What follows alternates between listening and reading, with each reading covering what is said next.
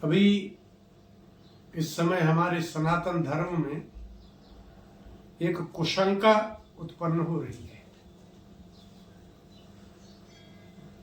और उसके कारण जो पढ़ी लिखी समाज है, जिसे हम लोग शिक्षित कहते हैं, जो ऑफिसर हो सकते हैं, उनका कहना है कि मंत्र करने से कुछ होता नहीं है और देवी देवता होते नहीं है।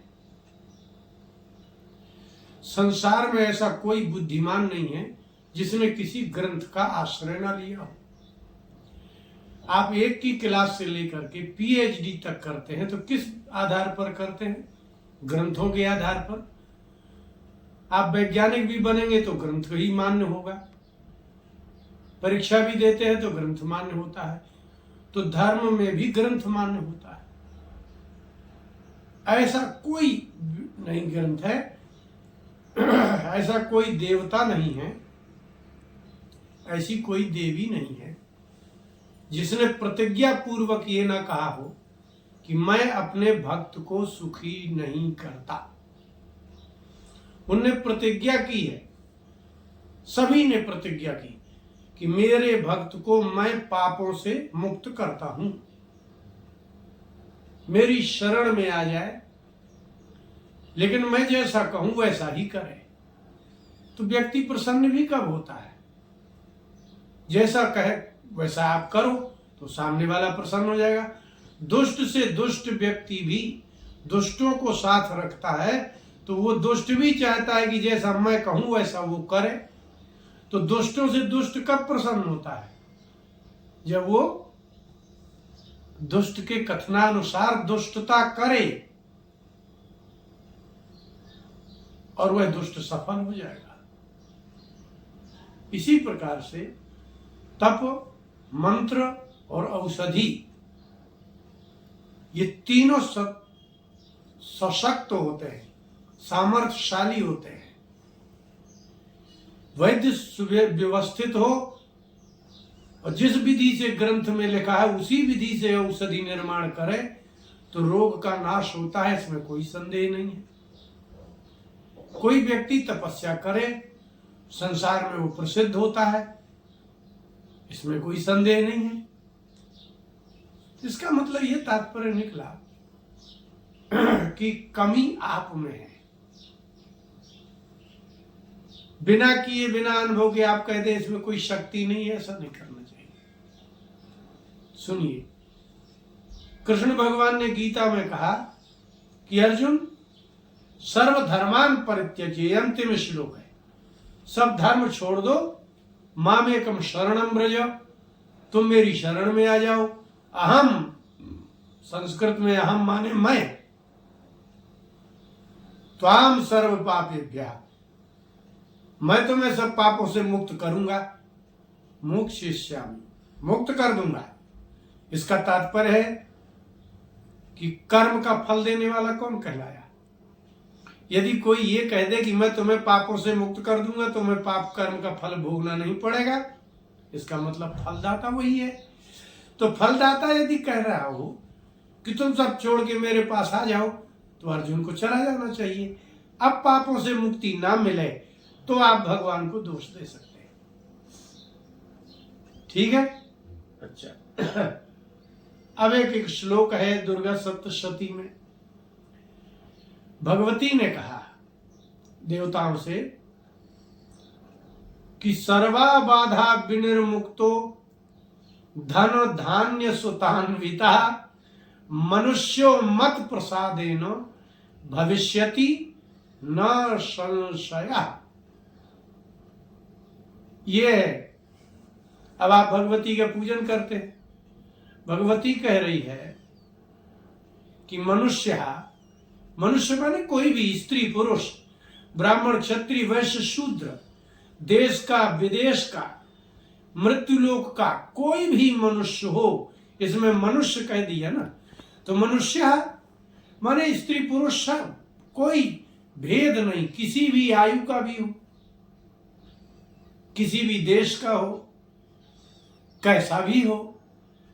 मत प्रसादेन, मैं प्रसन्न हो जाऊंगी, तो मेरी प्रसन्नता होने पर क्या होगा? धन धान्य सुतान्विता। क्या चाहिए आपको? धन चाहिए, धन चाहिए, और धान्य का तात्पर्य होता है ये अन्न, और सुत माने पुत्र पौत्र।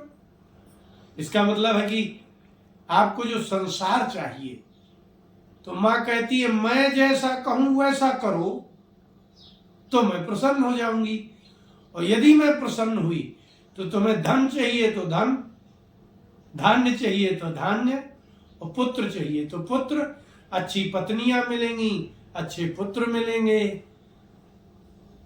लेकिन सर्वा बाधा विनिर्मुक्ता।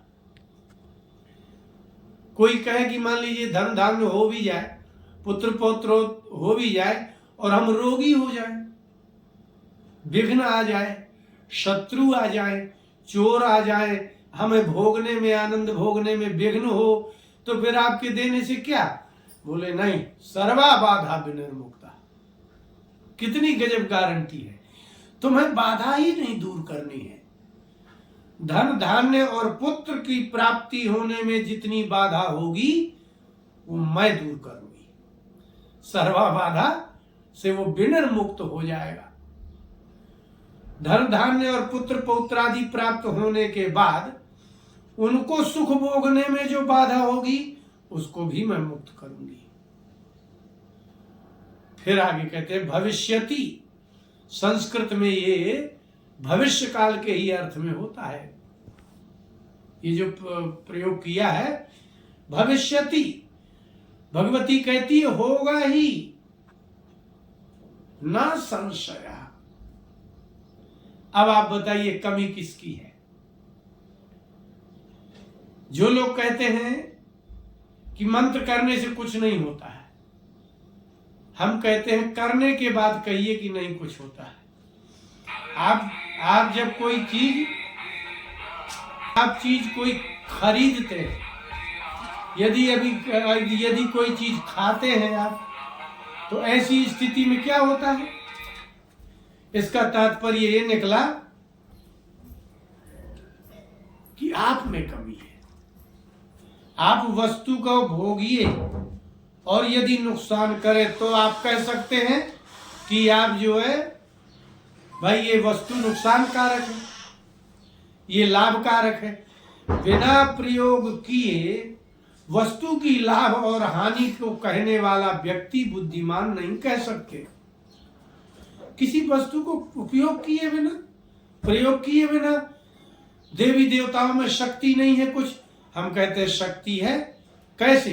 तो जिनमें है शक्ति उन्होंने किया है तो है कि नहीं है। इसलिए आप लोगों को क्या करना चाहिए? आप तप का, मंत्र का, औषधि का आप उपयोग करिए। जो विधि कही गई है उस विधि को करिए, तब लाभ ना मिले तो कहिए।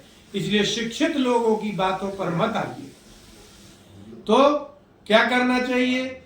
जैसा शास्त्रों में लिखा है, भगवती ने कहा है कि सभी बाधाओं से मुक्त होकर धन धान्य पुत्रान्वित होगा, इसमें कोई संदेह नहीं है। तो आप करके देखिए, ना हो तब कहिए, अन्यथा कहने वालों की बातें मान करके और आराधना, उपासना, पूजा जब तब छोड़ने वाली व्यक्ति को क्या होगा? बाधा आएगी, बाधा बनी रहेगी, उसी पर सारे दुख आएंगे। इसलिए अपने दुखों की निवृत्ति के लिए भगवान पर, भगवान के वचनों पर चल पड़िए। आपको जो चाहिए प्राप्ति होगी। इस संसार का सुख प्राप्त होगा, मरने के बाद मुक्ति मिलेगी, इसमें कोई संदेह नहीं है। बोले वृंदावन बिहारी लाल की जय।